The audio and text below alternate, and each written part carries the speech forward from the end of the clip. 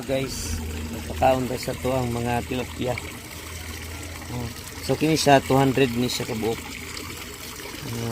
Akong ibuhi diri. So 1 month old na siya. Kung nataon ninyo makita ninyo dagko na oh. Guys. Dagko na no. 1 month old na siya. So kana siya mo na siya ang akong filter. Johanna naman ako. DIY nga filter.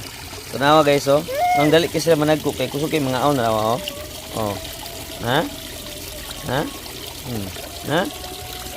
Ito sila mga aon. Kinahanglan ta na yung mga inana guys so kay muna yung maghatag nila og oxygen.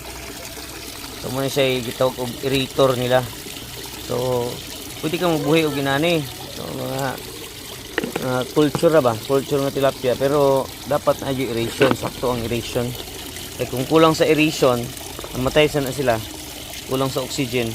So na siya magkanang binundak sa tubig, muna yung maghatag og oxygen nila. Dayon ay filter para limpyo ang tubig. Ang mga tae nila limpyo, dili ka masigig ilis og tubig. Daw. Sige na nga no. Na? layo kay maulaw.